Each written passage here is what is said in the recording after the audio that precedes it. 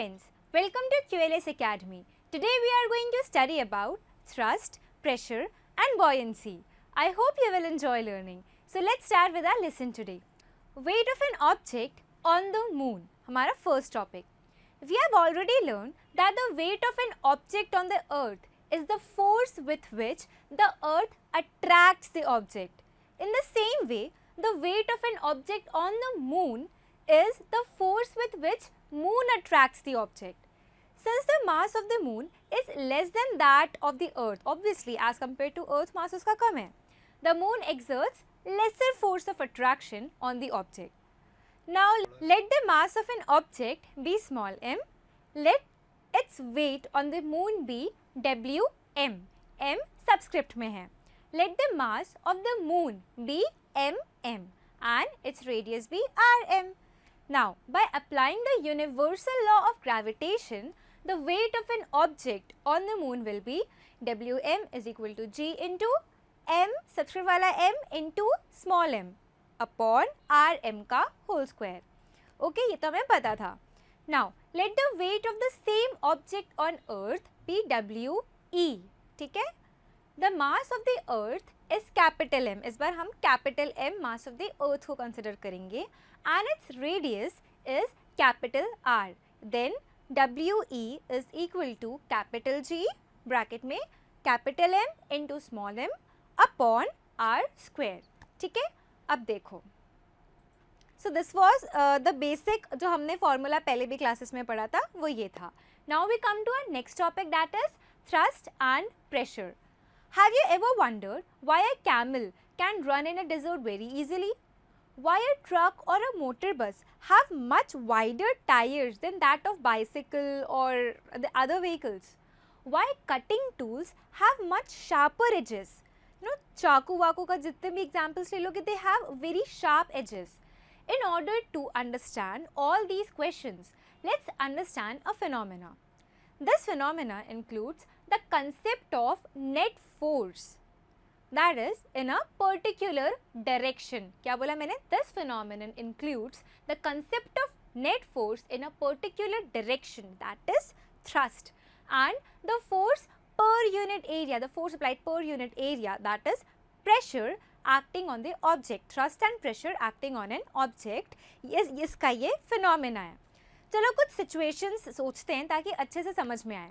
Let's take situation number 1. You wish to fix a poster on a bulletin board. This is a bulletin board and I wish to fix a poster in it.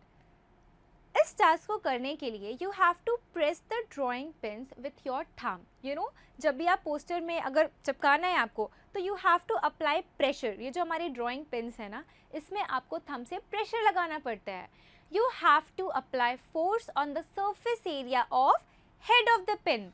There are two parts ना, head और tail, जो कि बहुत नुकीला वाला part है. तो we have to apply force on the part that is the head of the pin. उस pointed part पर हमें force apply नहीं करना है. This force is directed perpendicularly to the surface area of the board. What am I saying?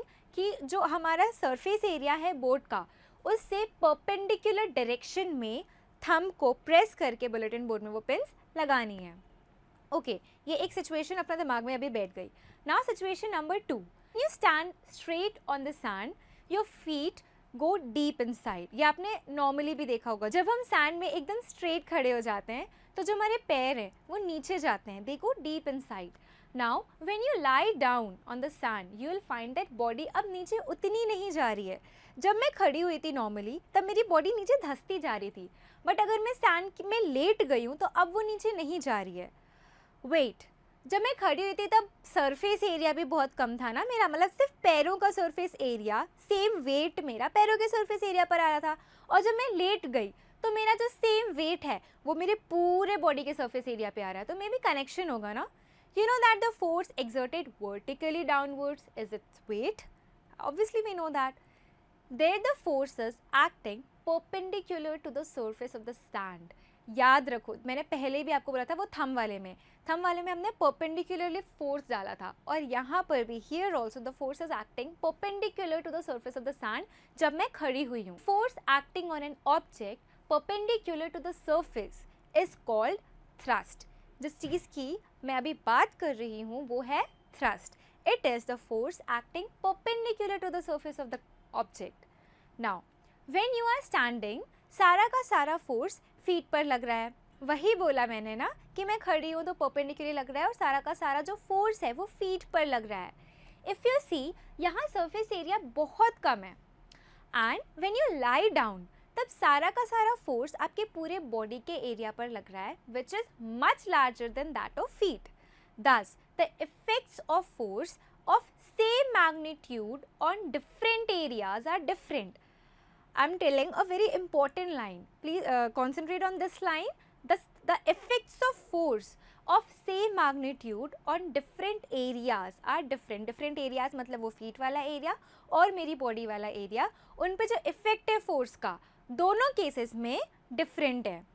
In the above cases, thrust is same but effects are different. Therefore, effect of thrust depends on the area on which it acts. Simple C line मैंने बोल दी. Now, हम अपने next topic की तरफ बढ़ेंगे, that is pressure in fluids. All liquids and gases are fluids. A solid exerts pressure on a surface due to its weight. Same goes with liquids also. जैसे कि solids pressure exert करता है उसके weight के वजह से, वैसे ही liquids भी करते हैं. Same goes with liquids also. और वो कंटेनर के वॉल्स पर प्रेशर एक्सर्ट करते हैं. जो लिक्विड्स होते हैं ना, वो जिस भी कंटेनर में रखे जाते हैं वो उसके वॉल्स पर प्रेशर एक्सर्ट करते हैं. तो इसी से हमारा एक नया टॉपिक आता है इसी प्रेशर वाली चीज़ से related, that is buoyancy. Have you ever had a swim in the pool and felt lighter? मतलब जब आप तैर रहे हो तो आपको आपकी बॉडी बहुत ही लाइट वेट ऐसा फील होता है. एंड इनफैक्ट एक और अगर मैं आपको एग्जांपल दूं तो बकेट जब वेल से निकालते हैं ना, तब जब तक वो पानी में रहती है तब तक वो बहुत लाइट रहती है. एट दैट टाइम जब वो पानी से ऊपर जाती है तब वो बहुत भारी हो जाती है. Why? And if I give you one more example, take two things like एक स्टील शिप एंड एक स्टील बॉडी. सेम वेट की स्टील शिप सिंक नहीं होगी बट स्टील बॉडी सिंक हो जाएगी. So these are some questions that occur in our daily life. So let's continue these questions and let's find out कि ये होता क्यों है. Let's do an activity, that is activity number 4, activity of bottle. Okay, हमने एक bottle ले ली, empty है inside से, पूरी उसके ढक्कन लगा दिया हमने. Now we take a bucket full of water and we take this bottle and we immerse this bottle into the bucket. जब हम ले जाएंगे ना तब हमें बहुत सारा फोर्स लगाना पड़ेगा उस बॉटल को पानी के जो सरफेस है उसके नीचे लाने तक. और अगर थोड़ा सा भी हमने छोड़ा ना हाथ तो तुरंत बॉटल ऊपर आ जाएगी. वाई? वी हैव लर्न कि यार ग्रेविटेशनल फोर्स नीचे जाता है बट ये बॉटल ऊपर क्यों आ रही है. As we go deeper, bottle exerts more pressure and बहुत मुश्किल हो जाता है उसको और नीचे डालना. Force of gravitation is downwards, but the force which bottle exerts, मतलब कि क्या हो रहा है, ग्रेविटेशनल फोर्स के अलावा कोई एक फोर्स होगा जो बॉटल को ऊपर लाने में हेल्प कर रहा है, वो फोर्स बॉटल एक्सर्ट कर रही है. So that's what I'm telling. Force of gravitation is downwards, but the force which bottle exerts or the force which bottle is exerting is upwards. We know that weight of an object is gravitational force which acts on it. ठीक है? When bottle is immersed, the upward force acted by the water is greater than its weight. Therefore, it rises up. Obviously, जो force gravitational force जो लग रहा है bottle के ऊपर वो फोर्स कम है. किससे? वो जो ग्रेविटेशनल फोर्स बॉटल के ऊपर लग रहा है वो ऑब्वियसली कम है. किस फोर्स से? जो बॉटल लगा रही है पानी के ऊपर.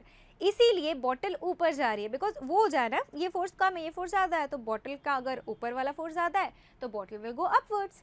The upward force is known as buoyant force और अपथ्रस्ट फोर्स. दिस फोर्स जो ऊपर ले जा रहा है that is known as upthrust force.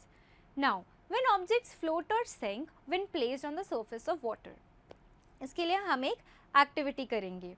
ठीक है? इस एक्टिविटी में क्या होता है, हमने एक बीकर लिया, बीकर में हमने एक नेल ली. ठीक है? नेल को जब हम डालेंगे तो नेल तुरंत नीचे चले जाएगा. ठीक है? ये तुरंत नीचे चले गया.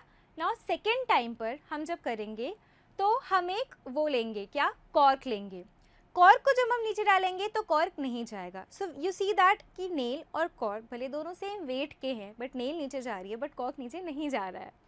सो देखो, वेट तो दोनों का सेम है, बट एक क्या चीज़ हो रही है कि नेल नीचे जा रहा है और कॉर्क ऊपर जा रहा है. The cork floats while the nail sinks. This happens because of the difference in their densities. The density of a substance is defined as mass per unit volume.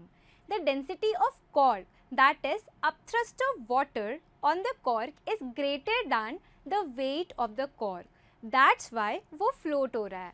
The density of iron nail is more than the density of water. This means that the upthrust of water on the iron nail is less than the weight of the nail. So ये sink हो रहा है. तो अब समझ में आया कि डेंसिटी भी मैटर करती है और बॉयंस फोर्स ग्रेविटेशनल फोर्स से क्या करता है. सो आज का ये टॉपिक हमारा यहीं ख़त्म होता है. So that's all for today. Today we learned about buoyancy, thrust and pressure. I hope you enjoyed learning. For any further information or queries, kindly go to the following link. Thank you.